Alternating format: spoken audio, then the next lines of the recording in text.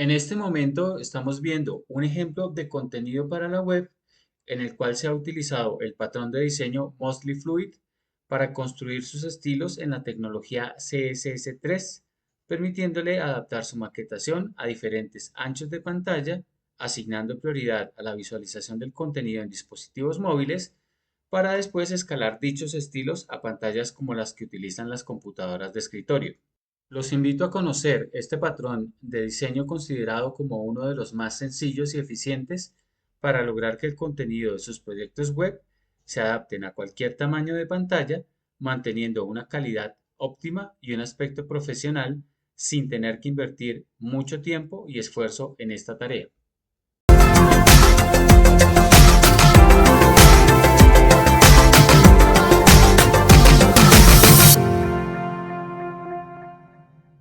Hola de nuevo y bienvenidos a este canal que tiene como objetivo desarrollar temas que permitan construir y fortalecer las habilidades de las personas que están interesadas en la actividad del desarrollo web.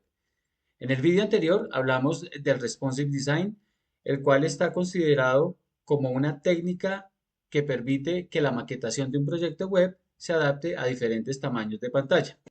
Esta técnica cuenta con una gran variedad de enfoques, siendo uno de los más populares el llamado Mobile First, el cual asigna prioridad a desarrollar un proyecto web que se pueda visualizar en dispositivos móviles para después construir la versión de escritorio. La gran evolución del hardware para dispositivos móviles ha generado que se incremente el uso de Internet desde este tipo de dispositivos, haciendo que la técnica de responsive design y enfoques como el mobile first sean empleados de formas muy diversas. Esta gran diversidad de usos hizo necesario que se identificaran rasgos comunes para agruparlos en lo que se conoce como patrones de diseño, que son los términos empleados en el campo del diseño web para referirse al conjunto de pautas o modelos para proyectar el aspecto general de una interfaz de usuario o el de un componente puntual que haga parte de la misma. A pesar de este esfuerzo por agrupar esta información, la cantidad de patrones resultante es elevada, por lo que nos vamos a enfocar en los más populares, iniciando por un patrón llamado Mostly Fluid. Este patrón se caracteriza por ser simple, ya que apila de forma vertical cada sección de un determinado proyecto cuando la pantalla que se está utilizando para su visualización es la de un dispositivo móvil como un smartphone. A medida que el ancho de la pantalla se incrementa, estas secciones que estaban apiladas se reacomodan y se convierten en columnas o en algunos casos sus contenedores son fraccionados para mostrarlos en la misma línea. Además, las márgenes también aumentan y la base de toda esa transformación es la utilización de una cuadrícula o grid. Cuando se utiliza este patrón Mostly Fluid y se combina con el cambio de orientación ofrecido por los dispositivos móviles y tablets, es posible generar reacomodamiento de elementos con un resultado similar a la visualización obtenida en la pantalla de una computadora. Para ver cómo funciona este patrón, voy a utilizar un código diferente al del proyecto que se ha venido construyendo desde hace algunos vídeos, debido a que dicho proyecto inició su construcción sin priorizar los dispositivos móviles, que es la base del enfoque Mobile First y del patrón de diseño Mostly Fluid. Para ello, construyo un nuevo archivo index.html y dentro de este escribo el head utilizando el atajo de teclado signo de cierre de exclamación seguido de la tecla Tab y después agrego el título Mostly Fluid en la etiqueta title del head. Dentro de la etiqueta body construyo la estructura del header empleando dicha etiqueta a la cual le incluyo la etiqueta img para agregar el logo de HTML5 como lo hicimos en el vídeo en donde se explicó cómo se agregan las imágenes en HTML y después agregó una etiqueta nav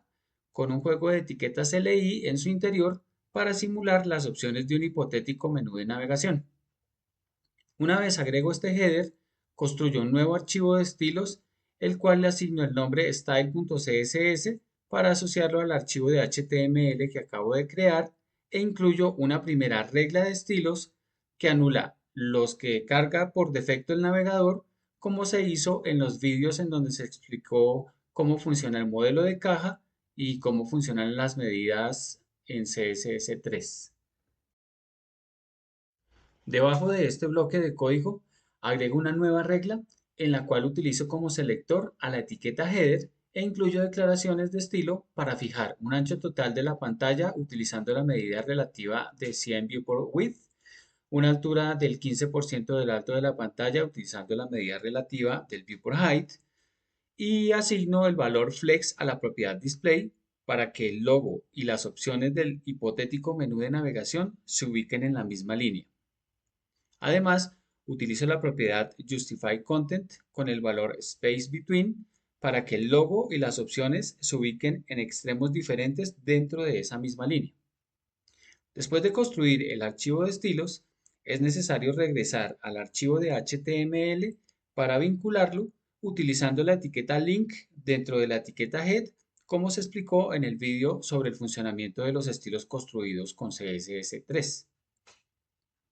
Una vez se realiza esta vinculación, ya se puede utilizar la opción de Live Server para ver el resultado en el navegador, en donde ya aparece el logo en el extremo izquierdo y la barra de navegación en el extremo derecho dentro de una misma línea. Teniendo en cuenta que estamos trabajando bajo el enfoque Mobile First, voy a utilizar la vista del navegador que me permite simular un dispositivo móvil asignando un ancho de pantalla de 320 píxeles y para apreciar mejor los cambios emplearé el zoom al 150%. De regreso en el archivo de HTML voy a agregar la etiqueta main a la cual le incluiré dos etiquetas section y a cada una le voy a asignar una clase, ya que estas serán las secciones que conforman mi maquetación y cada una de ellas va a tener un comportamiento específico cuando el ancho de la pantalla cambie. A la primera etiqueta section le corresponde la clase intro y dentro de ella incluyo una etiqueta div para reservar el espacio que ocupará una imagen, la cual no agregaré por el momento, ya que el manejo del contenido tipo imagen dentro del responsive design lo vamos a revisar más adelante. Además de esta etiqueta div, incluyo una etiqueta article que va a alojar un texto con la palabra sección y el número 1, simulando un texto que acompañará la imagen que acabo de mencionar. Continúo con la siguiente etiqueta section a la cual le asigno la clase one y dentro de ella agrego 6 etiquetas article cuyo contenido es la palabra sección y un número que inicia en 2 y se va incrementando simulando el contenido que debería alojarse en esta parte del proyecto. Para añadir los estilos a estas etiquetas, regreso al archivo de CSS para agregar una regla cuyo selector sea la etiqueta div, a la cual le voy a incluir dos declaraciones para asignar un color de fondo y un alto del 42.5% del alto de la pantalla utilizando la medida relativa del viewport height. Debajo agrego otra regla utilizando como selector la clase intro combinada con la etiqueta article, a la cual le voy a incluir las mismas dos declaraciones cambiando el valor de la propiedad background color. Enseguida agrego una nueva regla de estilos utilizando como selector una combinación de las etiquetas section y article y como única declaración de estilo utilizo la propiedad height para definir una altura del 100% del viewport height para todas las etiquetas article contenidas en la etiqueta section a la que se le asignó la clase one en el archivo de HTML. En la siguiente regla de estilos utilizo como selector la combinación de la clase one, la etiqueta article y la pseudoclase nthchild que corresponde a una pseudoclase que permite seleccionar a una de las etiquetas hija directa incluida dentro de una etiqueta contenedora para asignarle estilos de forma específica.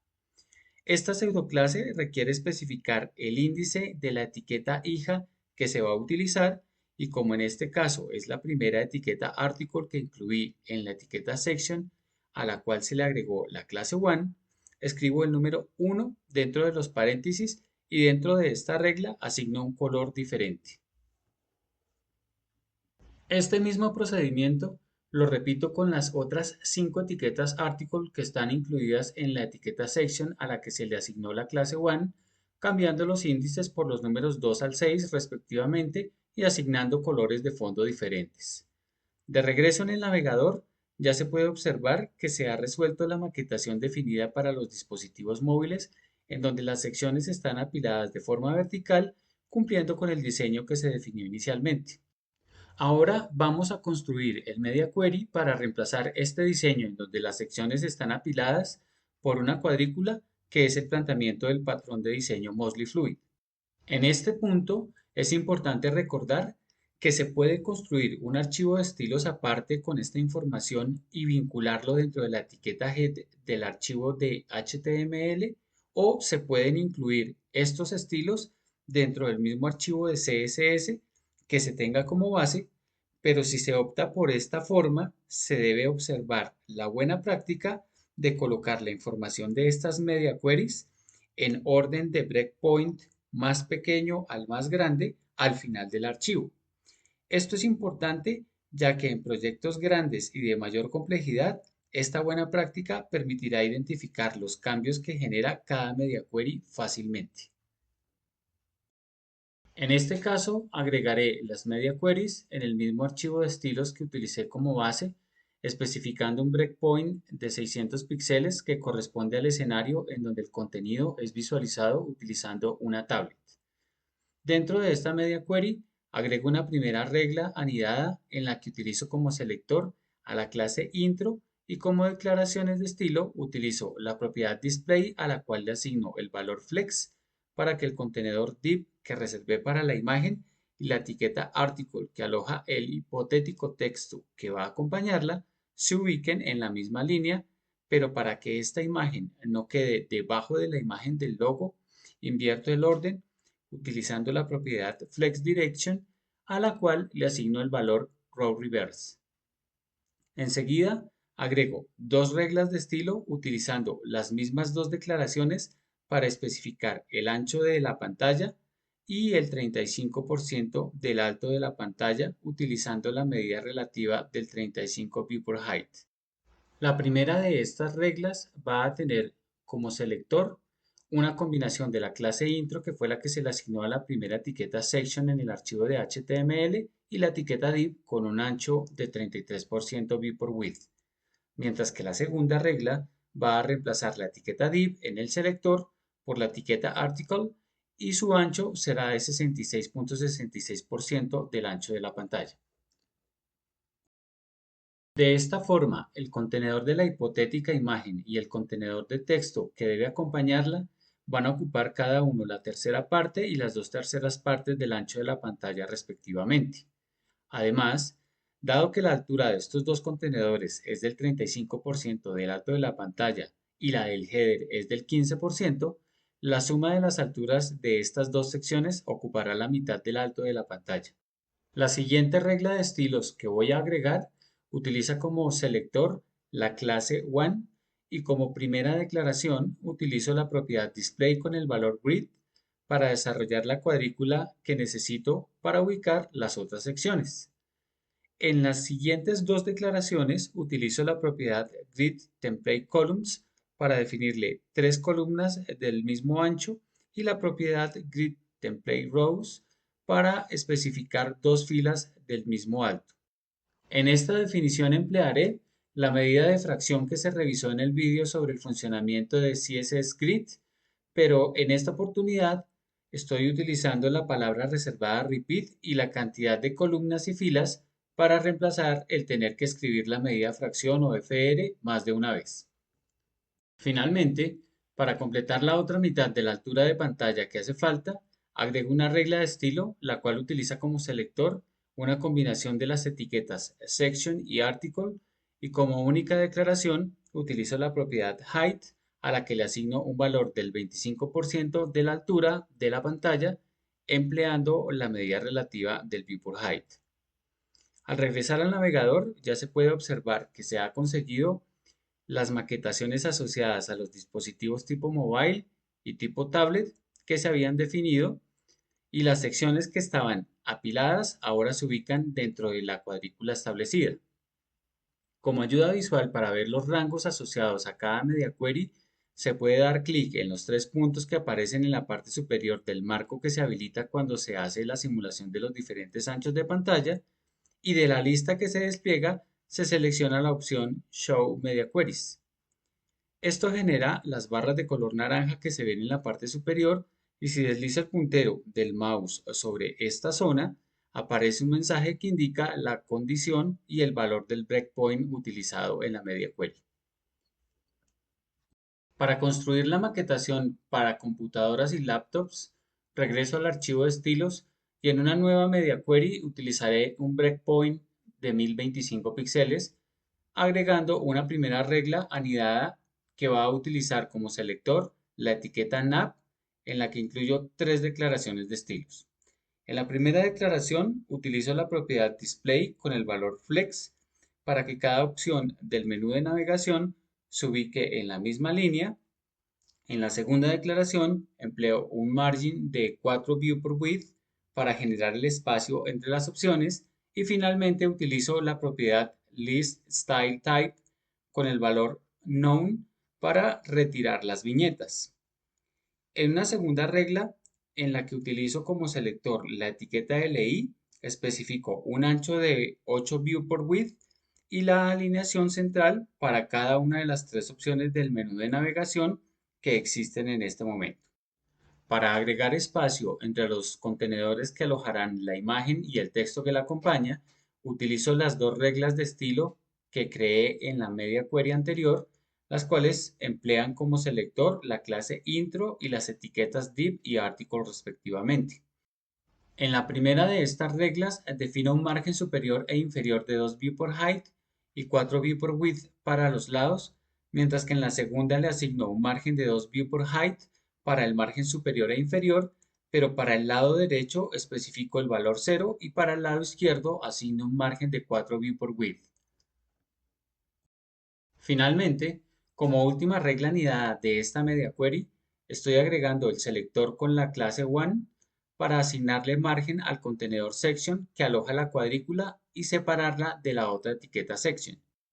Dentro de esta regla incluyo como única declaración de estilo a la propiedad margin, a la cual le asigno un margen superior de 2 view por height, 4 view por width para los lados y 0 para el lado inferior de esta caja. De regreso al navegador, ya se observa las maquetaciones objetivo para los dispositivos del tipo mobile, tablet y computadora, en donde las opciones del menú de navegación ahora se ubican horizontalmente y se han trazado las márgenes que se definieron entre las secciones.